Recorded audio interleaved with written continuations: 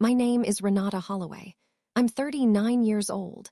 The afternoon I walked into my family's house with a termination letter folded into my coat pocket, my brother didn't ask if I had eaten.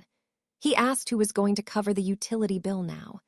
My mother tilted her head like that was a sensible question to lead with. My stepfather walked into the back bedroom where I'd been sleeping during a temporary stay, picked up the spare key from the dresser, and handed it to my brother right there in front of my cousin, in front of my mother's friend Dottie, who was sitting at the kitchen table, eating a slice of pound cake with a fork still in her hand. He said my brother needed that room for his home office. I stood in that doorway holding 14 years of quietly paid bills, cosigned loans, and emergency wire transfers in my memory, and none of it registered as real. What they didn't know, what not one of them had thought to ask about, was sitting in a folder inside my work bag that would have changed every word spoken in that house. But by the time they found out, I was already 3 states away and not looking back. Before I take you into that house, I need you to hit like and subscribe, and drop a comment telling me where you're watching from and what time it is there. I read every single one.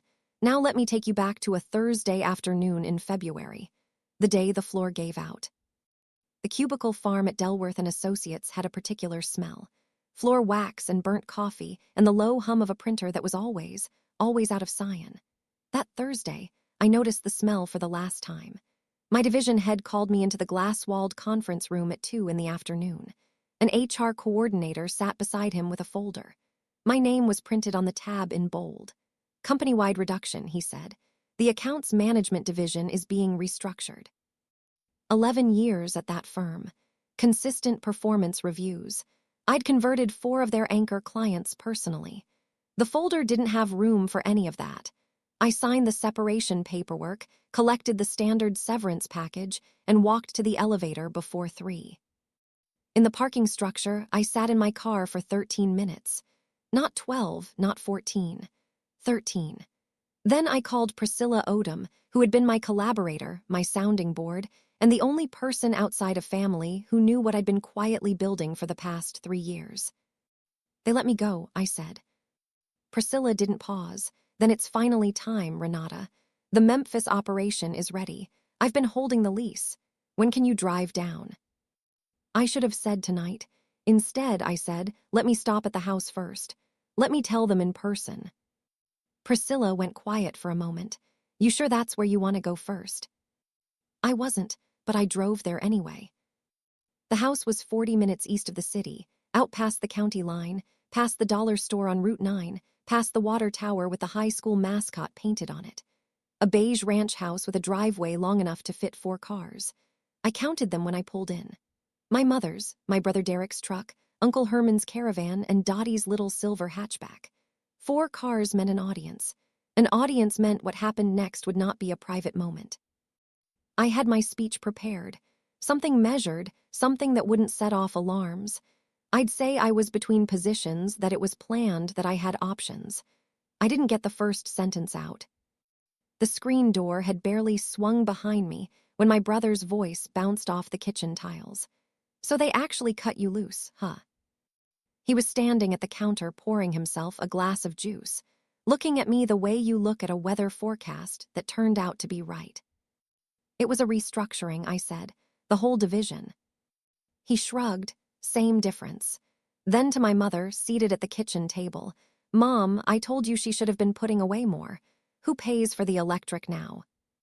My mother, Beverly Holloway, was at the kitchen table with Dottie on one side and a plate of pound cake between them. Uncle Herman occupied the chair by the back door, arms crossed, watching the exchange the way people watch a match they've already placed a bet on. My mother put her coffee mug down and looked at me with an expression that I can only describe as managerial. Renata, sit down. We need to have a conversation. Her tone wasn't distressed. It was organized, like she'd been prepping talking points since the morning and had finally reached the agenda item. How did you know already? I asked. Derek answered without looking up from his juice. Marcus heard it from someone in your building. Texts me this morning. So they'd known since before noon. They'd sat in this kitchen, eaten pound cake, and made decisions about my living arrangements before I'd even turned in my access badge. I looked at Uncle Herman. He was studying the back of his hand.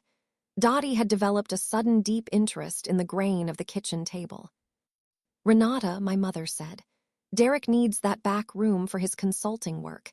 He can't keep operating out of the dining room. Since you're going to have to find a new arrangement anyway, this is a natural transition." "You want me to leave?" I said. "I want you to think about your brother." She adjusted her expression, reached for the softer register she kept for when the sentence needed to land easier than it actually was. "You don't have children. You don't have a husband. You have mobility that Derek doesn't have right now. You'll be fine. You always land on your feet." Derek pulled out a stool and sat. "You don't have roots here like I do. You've been half gone anyway." I looked at Uncle Herman. He pressed his lips together. Dottie had stopped pretending to look at the table and was now just sitting very still, the specific stillness of a person who knows they're about to become part of someone else's story. "When did you decide this?" I asked my mother. She looked at the table. "When?" "Yesterday evening." Yesterday evening. While I was still at my desk at Delworth, still producing reports for clients who would be assigned to someone else by Friday, my mother and brother had already reassigned my room. I walked down the hallway. The back bedroom door was open. One of Derek's filing boxes was already on the floor inside. The framed print I'd brought from my apartment when I'd moved in temporarily 8 months ago was leaning against the baseboard, taken down. Footsteps behind me. My stepfather, Gerald, a quiet man of 61 who communicated primarily through action rather than speech, walked past me into the room, retrieved a second cardboard box from the closet, set it on the bed, and began placing my belongings inside. A folded sweater, a charging cable, the little clay dish I'd brought back from New Orleans that held my rings when I slept. "Gerald," I said it plainly. He didn't look up. He kept folding. "Gerald, look at me." His hand slowed. His eyes came up but landed somewhere around my collarbone. "Your mother and your brother have figured out the best arrangement for the household, Renata. You're resourceful. You know how to manage." "You're resourceful. You know how to manage." I had been hearing some version of those words for 20 years. Renata will be fine. Renata handles things. Renata figures it out. And so I had. I should go back. I should tell you how the room ever became something that mattered.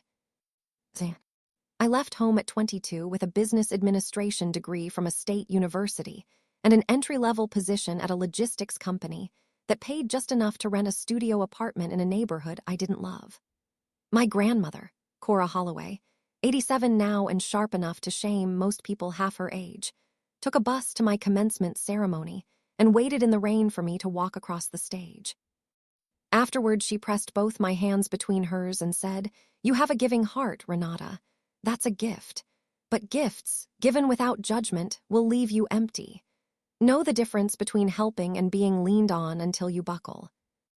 I remembered that for a while. The giving started the way it always starts. Gradually, $300 a month into my mother's account, Derek's cell phone bill when he lost his retail job at 24, the electric bill that kept coming up short no matter who was supposedly contributing. It felt purposeful. It felt like being the one who made things stable. Then my stepfather Gerald had a back surgery at 54. Recovery kept him out of work for 5 months.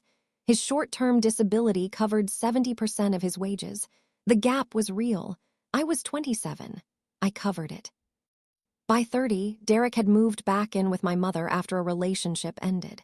He was between things, which is how the family described a state that lasted, with a few interruptions, about 6 years. He wasn't lazy, exactly. He just moved at a pace that required the people around him to move faster to compensate. I began covering more of the house expenses. Not formally, not with agreements in writing, but consistently. Groceries, the internet bill, 1 month the car insurance when Beverly admitted she'd used that money for something she didn't explain. I told myself it was temporary. Every wire transfer felt temporary. I did the accounting once at 35 on a legal pad I still have somewhere. 14 years of contributions, rounded conservatively. A little under $300,000. I never asked to be repaid. I never framed it as a debt. I thought they felt it. I thought the felt weight of 14 years of financial steadiness would be visible somehow, like furniture in a room. You don't thank the chair every time you sit, but you know what the room would look like without it. They didn't feel it. Or if they did, it had long since become invisible. 2 years before I lost my position at Delworth, Beverly called about Derek's truck. He'd been driving a 12-year-old thing with a transmission problem and he needed something reliable, she said. A used pickup. $18,000. He had no credit to speak of and no savings. Beverly's solution was direct. I'd co-sign. I told her no. I said Derek was 33 years old and capable of building his own credit history. I'd help with a down payment. I wouldn't put my name on the note. What followed was 18 days of silence. No calls, no check-ins, nothing from Beverly, nothing from Gerald. Derek sent a 3-word text. Typical of you. Then Uncle Herman reached out to say that Beverly was telling people at her church group that I'd let my brother down when he needed me. I held the phone and felt shame. Not because I'd done anything wrong. Because in my family, no and betrayal had always shared the same handwriting. I co-signed the truck loan. $520 a month. The same week I signed my name to Derek's debt, I called Priscilla Odom, whom I'd met at a professional development seminar 3 years earlier, and said the sentence I'd been turning over for a long time. What if we actually did it? She'd been suggesting a partnership for 2 years, a boutique operations consulting firm. Small and medium businesses, supply chain inefficiencies, cost restructuring, lean overhead, real clients with real problems. We registered the company the following month. Holloway and Odom Business Consulting. My name went first because Priscilla said the business had been my idea and my network, and she wasn't going to pretend otherwise. I didn't tell my family, not because I was concealing it, but because no one ever asked what I did with my evenings. No one asked why I was on calls at 11 on a Wednesday. No one asked me anything that didn't eventually arrive at $. So the company grew in the dark. By the time Delworth handed me a folder with my name on the tab, Holloway and Odom was 3 years old, had 6 employees, an office suite in a converted industrial building on Creston Avenue in Memphis, and a client roster I'd assembled across 2 states. First year revenue, $210,000. Second year, $380,000. Third year, we were on pace to close at just over $500,000. Not a headline, not a unicorn, but real work, real outcomes. Inventory audits for independent grocers. Workforce restructuring plans for regional HVAC companies. Financial modeling for a funeral home group that had been operating on legacy software since 2002. I'd kept my job at Delworth because it gave me health insurance and because I'd been taught that the safe path was the real path. But the consulting firm could carry me. The math was plain. Here's the part that still leaves a mark. I had a plan. In 8 months, when Holloway and Odom hit its next revenue benchmark, I was going to leave Delworth on my own terms, move to Memphis permanently. And before I left, I was going to pay off the remaining balance on my mother's mortgage. The whole thing. A clean transfer, no ceremony, no debt behind them. I drafted the note I would include. It said, "The house is yours free and clear. Look out for each other." The draft sat in a folder on my laptop, labeled "One Day." I deleted the file the evening Gerald packed my belongings into a cardboard box in front of Dottie. My mother never asked what I worked on at night. Gerald never asked whether I was building anything. Derek never asked me a question that didn't end with a number or a request. Nobody knew about the company because nobody looked. But standing in that hallway with one box already full and Gerald reaching for a second, none of that was relevant yet. The worst part hadn't arrived. My mother came into the hallway. She had the particular posture she adopted when she'd already made a decision and needed it to appear collaborative. "Renata, it's not personal. Derek's consulting needs a dedicated workspace. You've been transitional here anyway.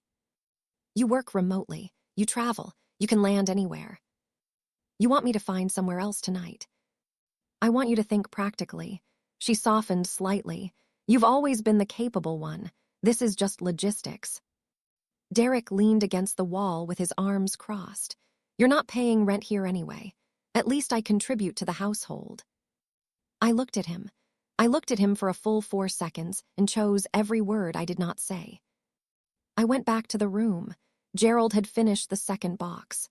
The little clay dish from New Orleans was in it, wrapped in a hand towel. He'd been considerate about that. That's the detail that stays with me.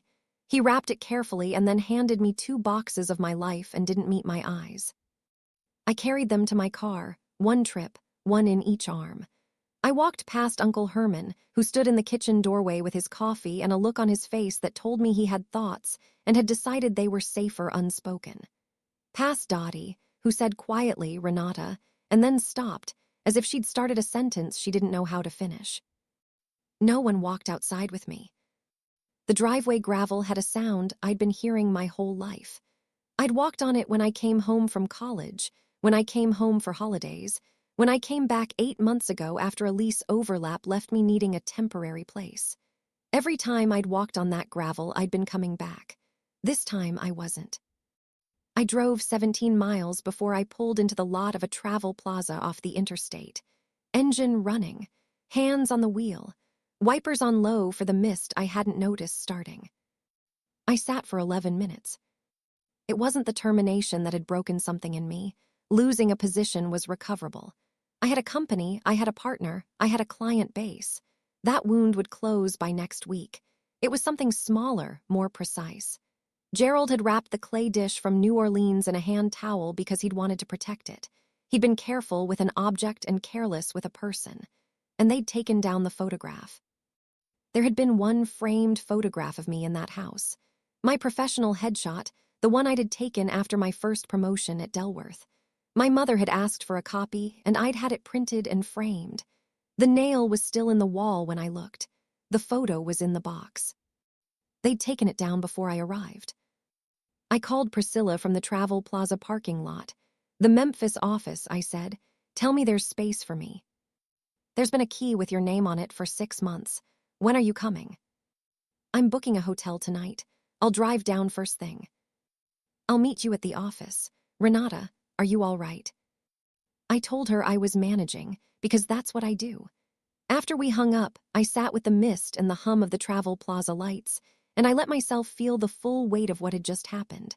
Not the layoff, the photograph in the box, the clay dish wrapped in a hand towel, the fact that 4 cars had been in that driveway for hours while they sorted out what to do with my room.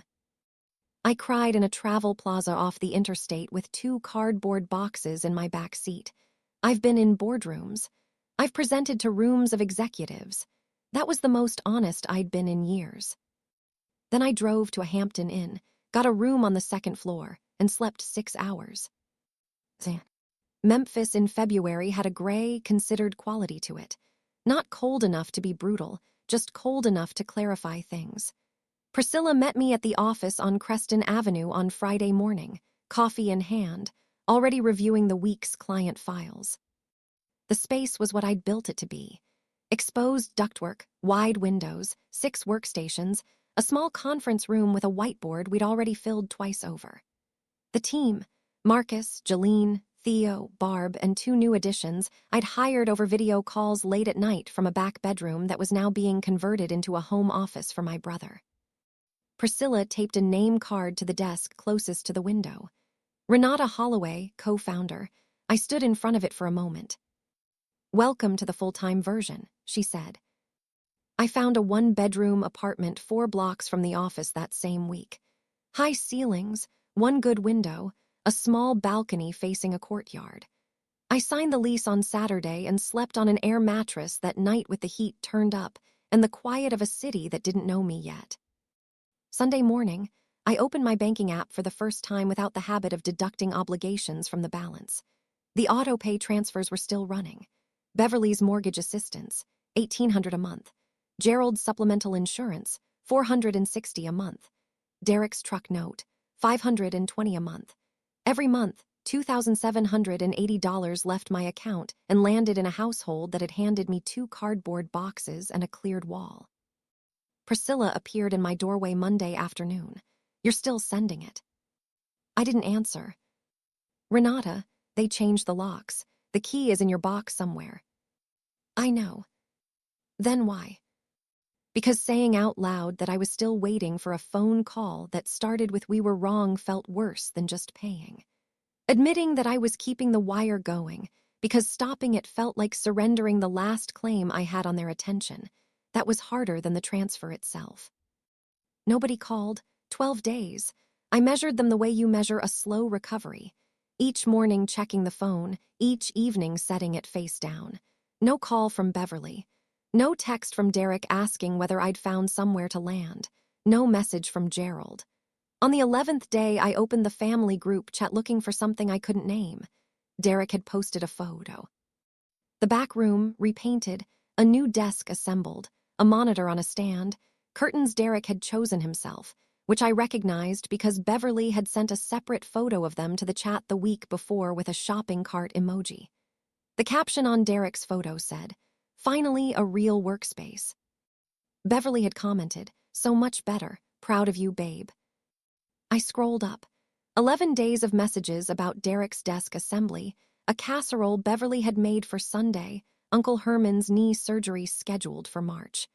11 days of a family that had continued revolving without checking whether one of its members had a roof. That night, I opened the auto-pay screen. 3 recurring transfers, 3 lines of obligation, 3 financial ropes connecting me to a house that had removed my photograph. Priscilla had gone home. The office was lit only by my monitor. I hovered over the first cancel button for 4 minutes. Then I closed the app. Not yet. Not because I wasn't ready.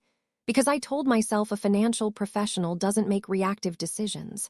Because I was still, at 2 a.m., checking to see if Beverly had texted. She hadn't. The autopay ran for now. Day 14. My phone lit up. Derek. Something reflexive and stubborn in my chest rose before I could stop it. I picked up. Hey, his voice had that particular casualness, the tone you use when calling to confirm a restaurant reservation. So, the truck insurance renewed and the quarterly payment hits next week. Can you handle that? No, hello. No, where are you? No, are you okay? Can you handle that? No, I said. Silence. He let it expand. Also, Mom's water heater is making that sound again. The estimate was around 1,800. She was hopping you could. Renata, you there? Derek, do you know where I am right now? What, home? Memphis, Tennessee. I've been here 2 weeks. A pause. Oh, cool. So about the insurance. I hung up. I set the phone on the desk and looked at it with the same expression I imagine you'd give a door that keeps opening onto the same empty room. 2 weeks. The first contact my family initiated was not about me. It was not about whether I had eaten or rested or found my footing. It was a dollar amount. That was the moment. Not the layoff. Not the photograph in the box. Not Gerald's hands folding my things with a precision that never extended to conversations. This moment. Derek calling from a room he'd converted using my absence, asking me to fund the truck I never wanted to cosign, not knowing and seemingly not caring that I was in another state. I opened my laptop. I created a document, and I wrote the kind of message I would write to a vendor whose contract I was ending. Clean language, specific dates, no emotional scaffolding, 30 days notice. Priscilla had told me more than once that the moment would be clear. She was right. It didn't arrive as a dramatic gesture. It arrived as Derek saying, "Oh, cool, so about the insurance." I wrote the message at 10:47 p.m. on a Monday. The office hummed with the low sound of the building's ventilation. I addressed it to Beverly, Gerald, and Derek together because ambiguity is something people exploit, and I was no longer available to be exploited. Subject, financial support transition, 30 days notice. This message serves as formal notice of the following changes, effective 30 days from today. I will be discontinuing the following recurring monthly transfers. Mortgage contribution for the property at 14 Sycamore Ridge Drive, $1,800. Supplemental insurance premium for Gerald Marsh, $460. Vehicle loan payment for truck registered to Derek Holloway, $520. These transfers have been maintained at my personal expense for periods ranging from 2 to 8 years. I am providing 30 days to allow time for alternative arrangements to be made. For Gerald's insurance specifically, I will extend payments for an additional 60 days beyond the main cutoff date, and I am happy to provide information about marketplace enrollment options and available subsidies. This is not a punitive action. It is a transition. 30 days is a reasonable window. I forwarded it to Priscilla before sending. Her reply came in 4 minutes. Precise, fair, no gaps, send it. I hovered over the but at 11:23 p.m. 14 years, $300,000 in quiet, uncelebrated transfers, all of it reduced to 3 line items and a subject header. I sent it. I closed the laptop. I walked to my apartment, opened the balcony door to the cold February air, and slept 7.5 hours without waking. I knew what would come in the morning. I was ready. 6:42 a.m. My phone screen was a cascade of notifications. Beverly, 5:58 a.m. Renata Marie Holloway, you call me this instant. Beverly, 6:14 a.m. I cannot believe you would do this to your own family. Beverly, 6:31 a.m. Your grandmother would not recognize the person you've become. Derek, 6:09 a.m. What is this email? Are you serious right now? Derek, 6:22 a.m. That's my truck, Renata. You co-signed. That's not just yours to decide. Derek, 6:38 a.m. Mom is falling apart. You happy? Gerald, 6:55 a.m. Call your mother, please. I read every message. I put the phone on the charger and made coffee. Here is what I noticed. 22 notifications, 4 missed calls, and not one of them began with the question of whether I was all right. Not one acknowledged that I'd been gone for 2 weeks and no one had called. When I stopped sending money, they noticed in under 7 hours. When I stopped existing under their roof, they managed 11 days without checking. I did not respond. I saved the screenshots. Not for lawyers, not for social media, for myself. For the next time that stubborn voice whispered, maybe they've changed. At noon, my phone rang. My cousin Delia, who had not been at the house that day, but who had heard the account from Dottie before the week was out. Renata, are you okay? 5 words. The first 5 words anyone in my family had directed at me since I'd left that driveway. Your mother's calling everyone, she said. Telling people you walked away from the family because you're bitter about the job. Using words like cruel and ungrateful. What did they do for me, Delia? She went quiet. I know, she said finally. I know. Delia relayed what I couldn't see from Memphis. Beverly was telling her church group a version of events in which I had withdrawn support without warning. She had not mentioned that the email came with 30 days' notice or that the transfers had been running one-sidedly for 14 years. Derek had posted something vague on social media. No names, but readable. Family is everything until it's not convenient. The post had 42 likes. Your mom didn't know the mortgage contribution was $1,800 a month, Delia said. She thought it was $500 or $600. She never looked at a statement. She never had to look. Delia said, I think she knows that now. She paused. Derek quit the part-time gig at the distribution center. Did you know? 2 weeks ago, said the hours weren't right. I thanked her. I didn't ask her to carry any message back. She had already given me the one thing no one else had, the unedited version. Before we got off the phone, she said, Renata, that night, when Gerald started packing your things, I heard about it from Dottie. She said she almost said something. She stood up from the table. Then she looked at Beverly and sat back down. She told me she's been sick about it since. I believe her. Some silences are heavy enough to be their own kind of apology. The weeks that followed the email were the sharpest and the cleanest of my adult life. Sharp because grief has no interest in your spreadsheets. Clean because for the first time in 14 years, my evenings and my weekends were mine. Holloway and Odom signed its largest contract to date. a regional food distribution company with 4 warehouses across the Mid-South, needing a full operational restructuring plan. It was mine to lead. I worked long hours and didn't feel the weight of them the way I had at Delworth, because every hour was building something with my name on the door. Priscilla and I started planning an expansion. New staff, a larger suite in the warehouse district. She wanted to host a proper launch event, a real one. Invite clients, prospective partners, a few reporters from the business press. Make it official. She looked at me over her coffee one morning. "You in?" "I'm in, but no family." She nodded once, understood. That Saturday, I called Grandma Cora at the Meadow Glen facility east of the city. She didn't know any of it. I gave her the short version. The layoff, the room, the email, the move. She listened without interrupting. When I finished, the silence lasted long enough that I thought the call had dropped. Then she said, "I've been waiting for you to tell me something like this for years." "Grandma, I started a company." "How long?" "3 years." She made a sound that was half laugh, half exhale. "You built a company in secret while paying for a house that threw you out. That's the most Holloway thing I've ever heard. We always give the whole hand before anyone's asked for a finger." She paused. "I want to come to the launch, whatever you're planning. I want to be there." My voice did something I had to wait a moment to manage. "You'll be in the front row." "Get me an aisle seat. These hips don't forgive tight rows." "Priscilla will pick you up herself." "She better drive carefully. At 87, I've earned the right to arrive in one piece." May 1st came the way important dates do. Quietly to the person who'd scheduled it, loudly to everyone else.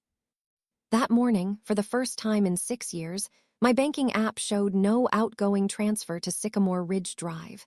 The auto-pays had been canceled. The balance held. I was in a client session when my phone started accumulating missed calls. I let them go. At 5:15, I listened to one voicemail from Beverly. Her voice was different, not sharp, careful like a person testing the floor before stepping. "Renata, the mortgage payment didn't come through. The bank sent something. I thought maybe it was an error. Did you forget?" I called her at 6:30, from my office with the door closed. "Mom, I sent that message 30 days ago.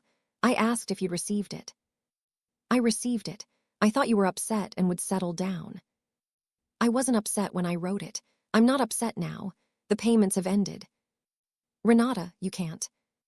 "Mom, I'll send you information about hardship assistance programs and mortgage restructuring options. I'll send it tonight." Silence. Then her voice cracked.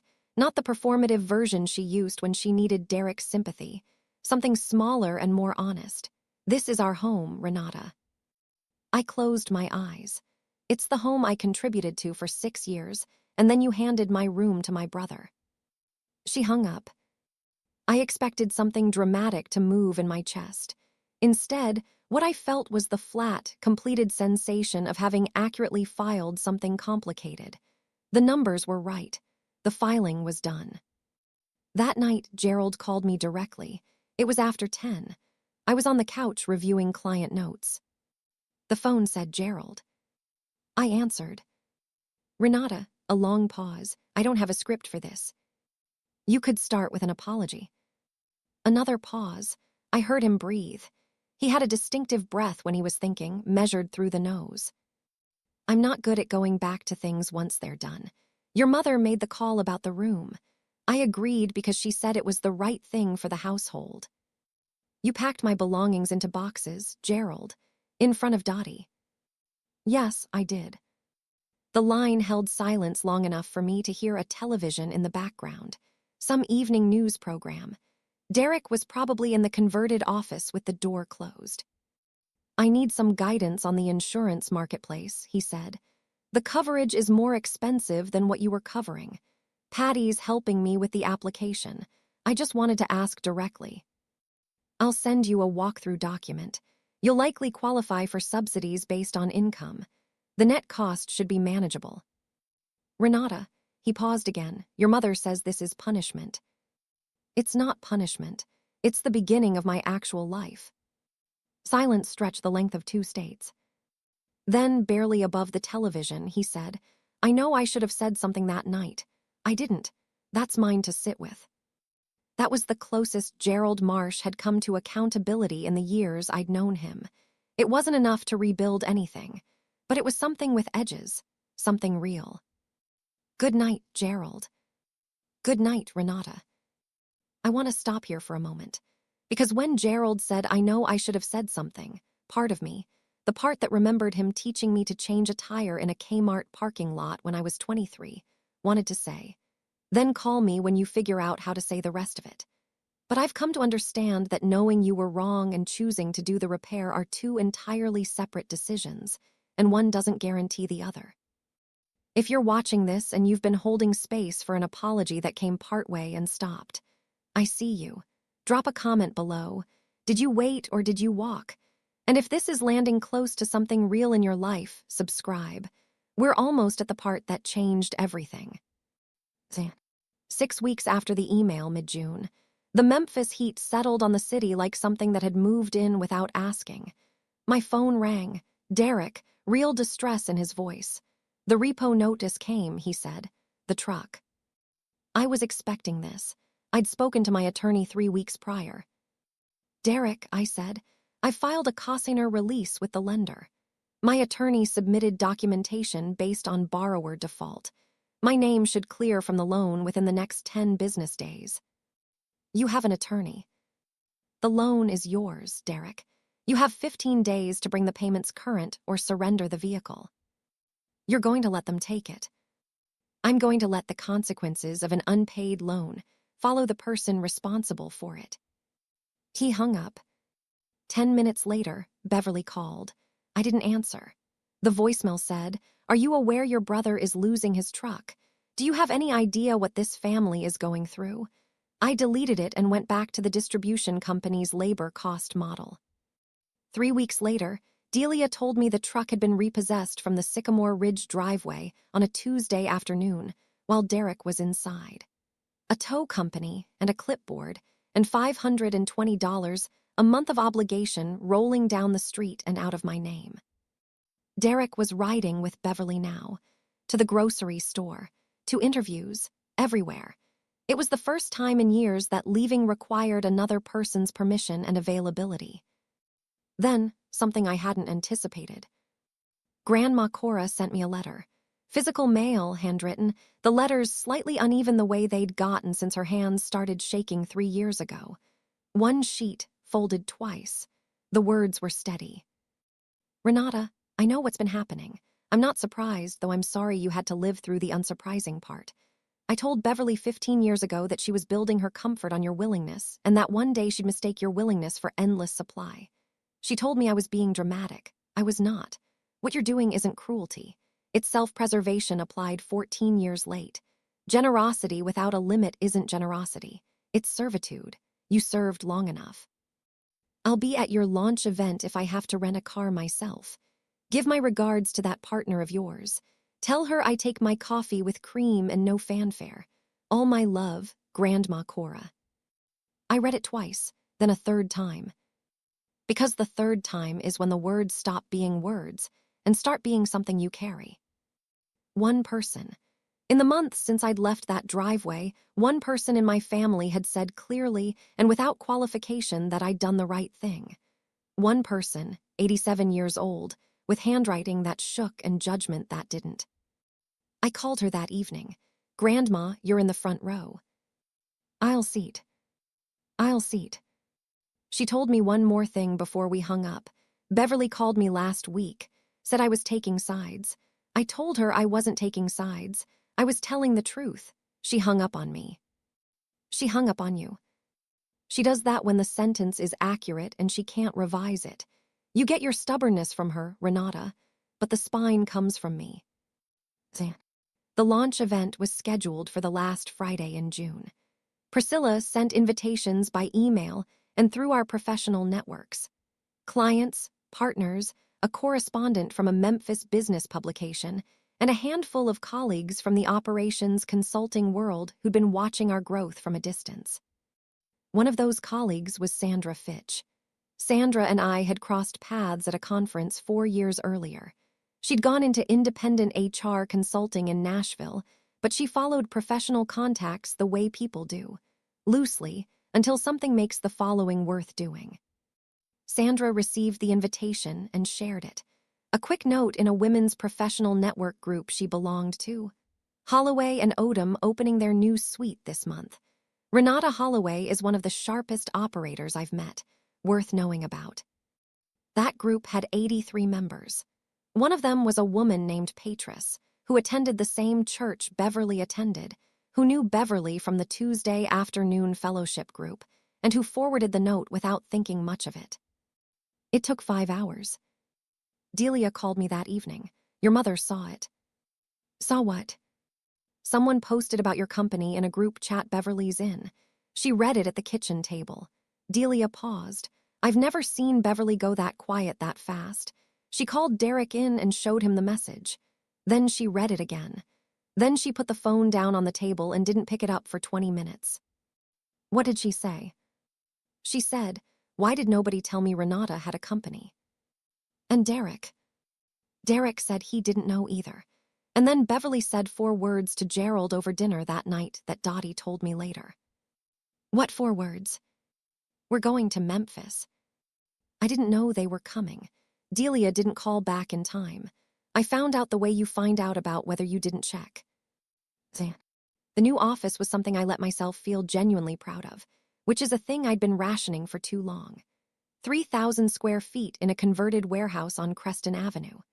High ceilings with original timber beams, tall industrial windows that caught the afternoon light at the right angle, 8 workstations, a glass-walled conference room that Priscilla had insisted on, and above the front entrance in clean steel letters, Holloway and Odom Business Consulting.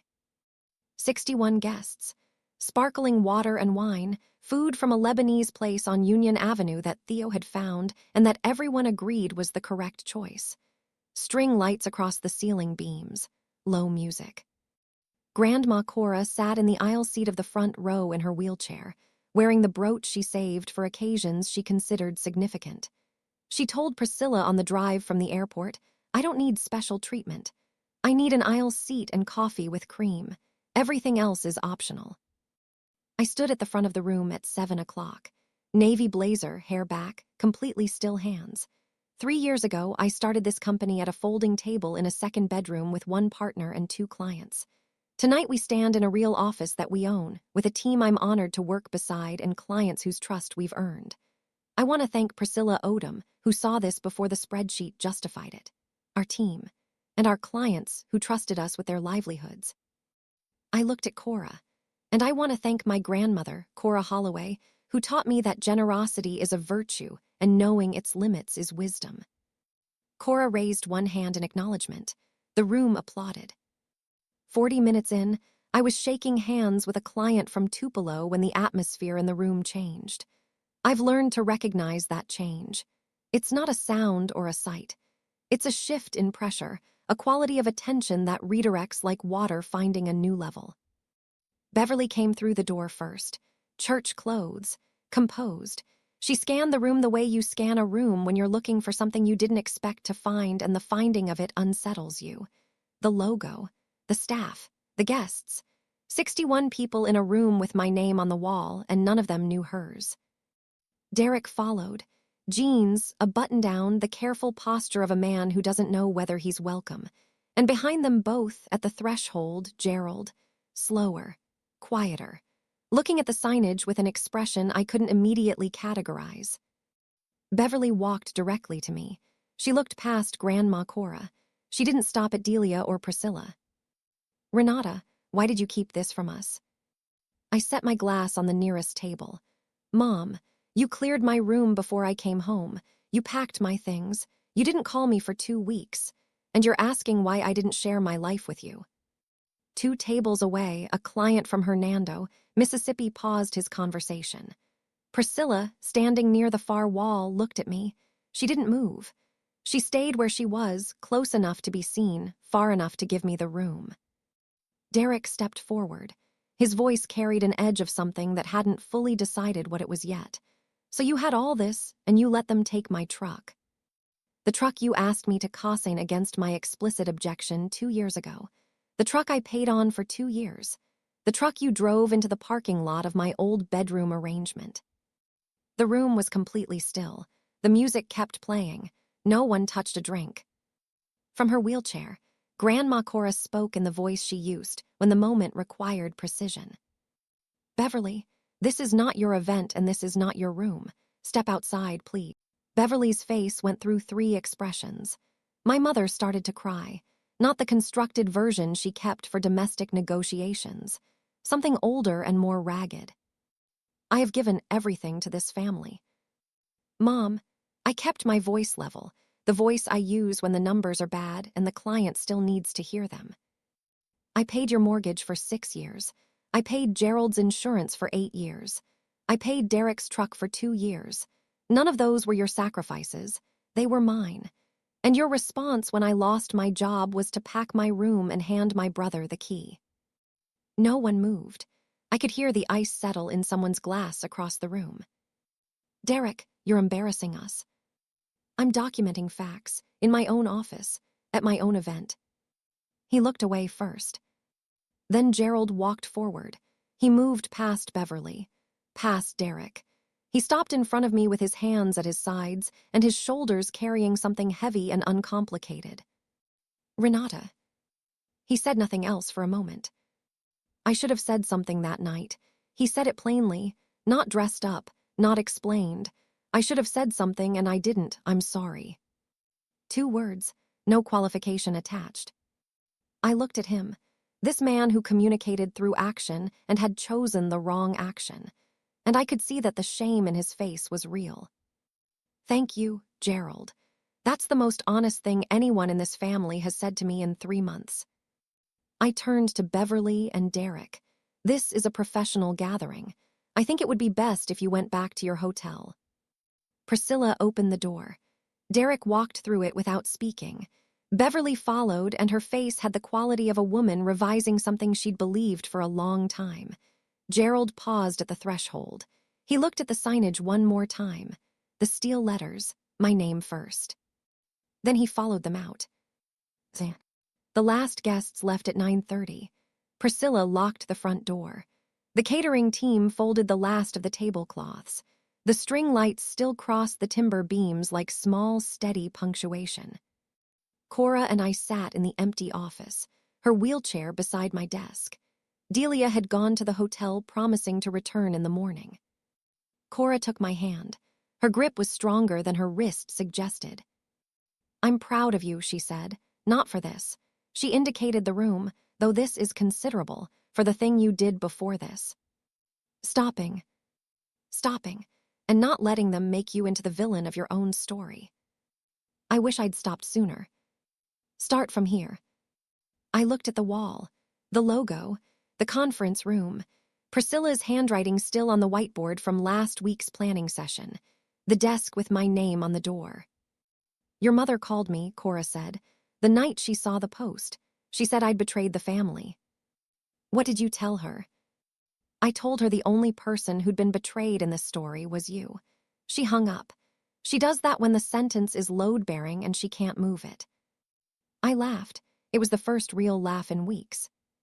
Delia mentioned something before she left, Cora said, quietly. Beverly consulted a lawyer, wanted to know if she had any claim to ongoing support. I nodded. I wasn't surprised. What did the lawyer say? Cora smiled. Generosity is not a contract. No, it isn't. She squeezed my hand once more, then let it rest. Linda is my daughter. She has been since the day she was born, and she will be until I'm gone. I love her without condition. But she built her life on your willingness and stopped seeing the person underneath the function. That's not love, Renata. That's furniture. That's exactly what it was. The months that followed moved with the particular momentum of something that has finally been unblocked. Delia kept me informed without being asked, because she'd decided that being the family's silent witness was no longer a role she could occupy without cost. The mortgage, 2 payments delinquent. Beverly and Gerald applied for a hardship modification. Gerald's part-time income and Beverly's small fixed income produced numbers that didn't satisfy the lender's requirements. The bank offered two paths, a structured sale or a rental agreement on the unused rooms. They chose the rental. A nursing student from the county college moved into the back bedroom, the one that had briefly been mine, in August. Beverly found the arrangement difficult. She told Dottie it felt like living in someone else's house. Derek's truck was gone. Sold at auction, deficiency balance still attached to his credit history. He was using Beverly's car with permission, which meant coordinating schedules and asking before leaving, two things he'd avoided for years. He applied to 3 positions in June. Got the third one, an inventory coordinator role at a regional hardware distributor. He called it temporary. Delia said he'd gone in early twice already. Gerald's insurance. The marketplace plan cost more than my contributions had, even with subsidies. He filled out every form. He complained about the website to Delia, who helped him submit the application. He picked up every prescription on schedule. Beverly's social situation. The church group knew something. Not the full account, but enough. Enough to ask gentle, pointed questions. We heard your daughter has a company down in Memphis. That must be such a blessing. Beverly smiled through all of it. The lawyer she'd consulted confirmed that voluntary financial support was not a contractual obligation. He told her there was no mechanism to compel it. She didn't call me to report this. Delia did. Beverly called me on a Thursday in early August. I was walking back from a coffee shop 2 blocks from the office. The call display said Mom. I answered. She sounded like someone who'd been rehearsing something and had finally decided the rehearsal was getting in the way. I know I was wrong about the room, she said. I know I shouldn't have let it happen the way it did. She paused. Derek was always near. You were always capable. I kept acting like near was the same as needing more, and capable was the same as needing less. I was wrong about that. I stood on the sidewalk. I chose the one who needed me visibly, she said. It made me feel useful, and I let that need override my judgment about fairness. I let her talk. She'd earned at least that much. I was afraid, she said. If Derek left, if he got more independent, I'd be alone in that house. You never needed me the same way, so I kept you at a distance and kept him close. I didn't know I was doing it until the room was already painted and you were already gone. You didn't just make me feel distant, Mom. You made me feel like furniture. A long silence. What do you need from me? She asked. I need you to respect my decisions. I need you to stop communicating with me through the expectation of money. And if you want a real relationship with me, it has to be based on me as a person, not as a function. Okay, she said. Just okay. Okay. She hung up first. I stood on the sidewalk for a full minute. No anger, no triumph, something clean and new, like the first breath after a room gets a window opened in it.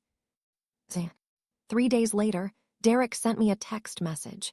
It was the longest message he had ever sent me. I know this because I have 4 years of messages from Derek, and the previous record was 2 sentences. Renata, I've been thinking about that night for months. I shouldn't have said what I said about the electric or the money. I shouldn't have let Mom make the room decision without saying something to you. I think I always figured you had everything handled and I was the one who was behind. Mom always made it feel that way. Like you were the capable one and I was the work in progress. I believed it. I used it. That wasn't fair. I'm sorry. I read it twice. There was real material in there, something genuine and visible. Then I scrolled down. Any chance you could call the lender and explain you were a cosigner in good faith. Might help with the... I stopped reading. There it was. The apology was a hallway, and at the end of the hallway was a request. Maybe the apology was real. I believe some of it was. But Derek still couldn't separate I'm sorry from what can you do for me. Not yet. I replied, Derek, the apology is real and I receive it. I won't discuss anything related to the truck or any financial matter.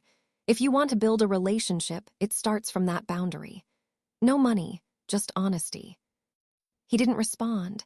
2 weeks later, Delia told me he'd volunteered to help Beverly sort through some boxes in the garage.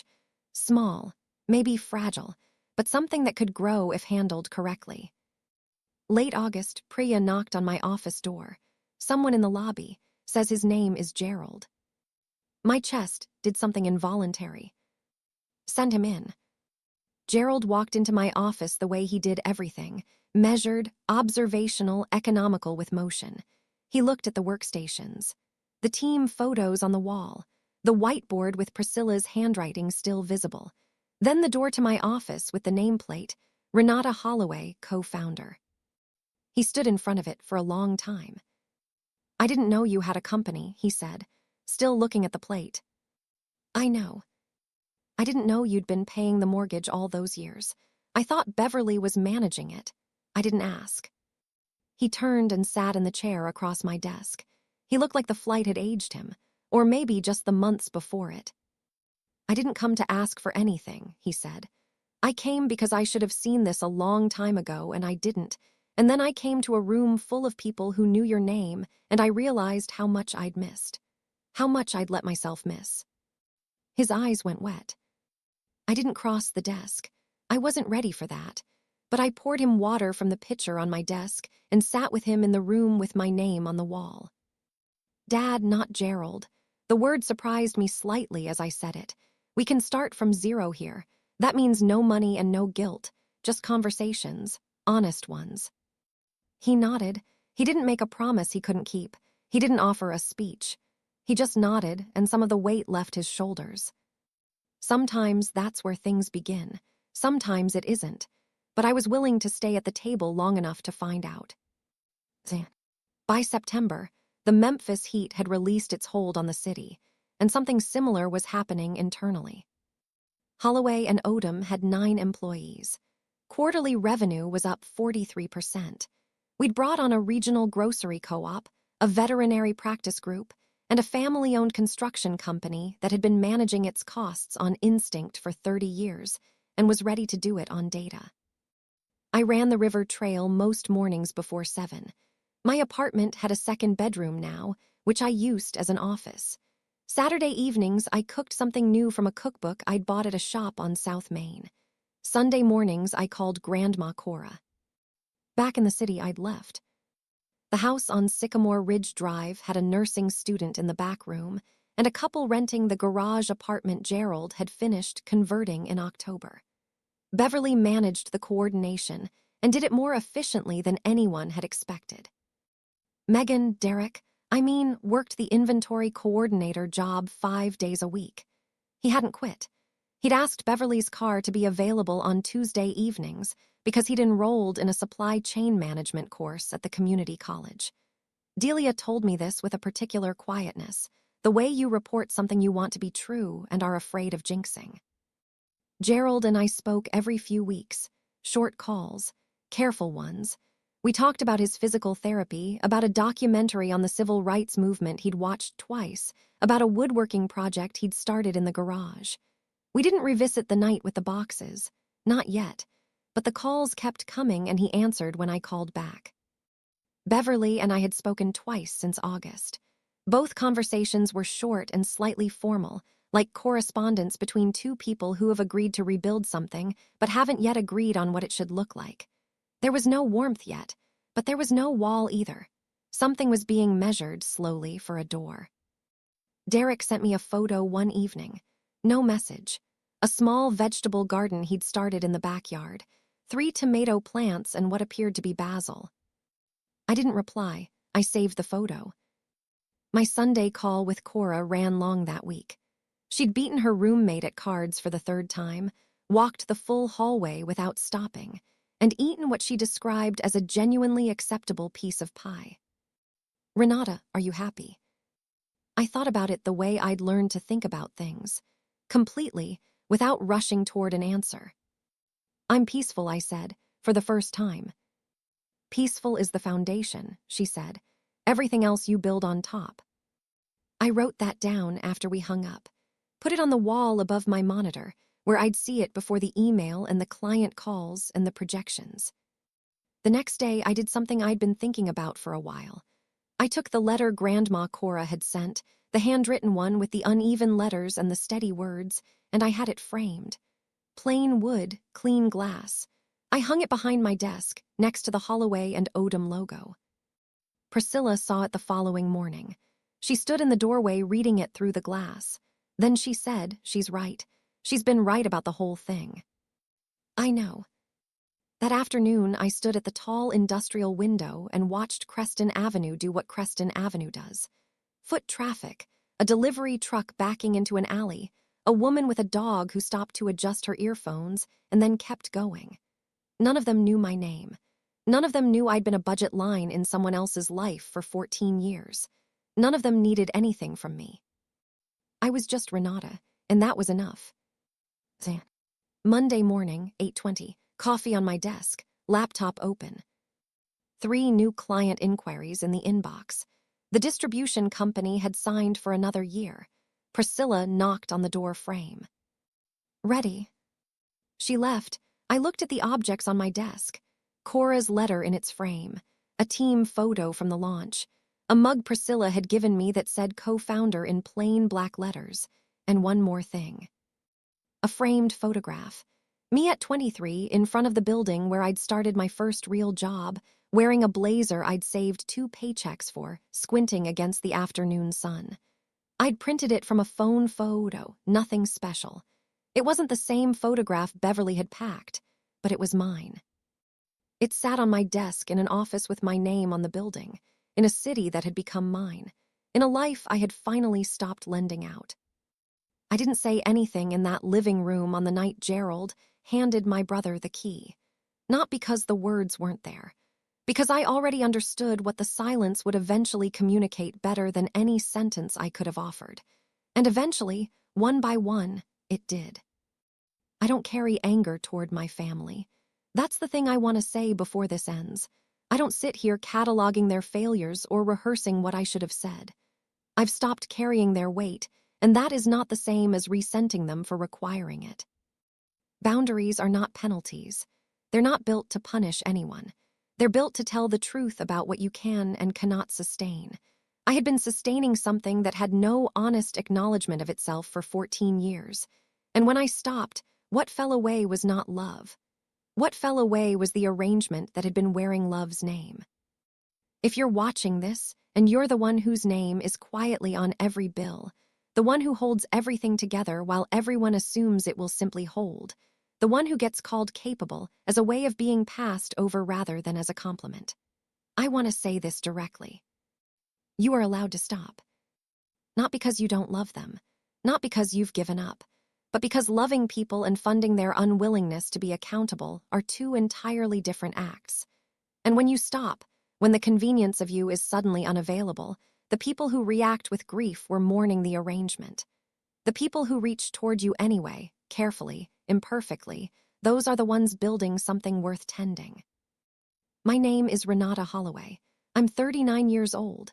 I run a company I built from a folding table and a late-night phone call. I sleep in an apartment that costs money that stays in my account. I talk to my stepfather every few weeks and we're learning a different language. I saved a photo of my brother's tomato plants, and I finally stopped being fine for everyone else. Thank you for staying with me to the end. I'd like to know, have you ever been the one holding everything up while no one checked whether you were standing? Or have you been on the other side and only understood it later? Tell me in the comments. And if this story gave you something you needed, share it with someone who needs to hear it today. There are more stories in the description. I'll see you in the next one. Take care of yourself first. No one else has that job.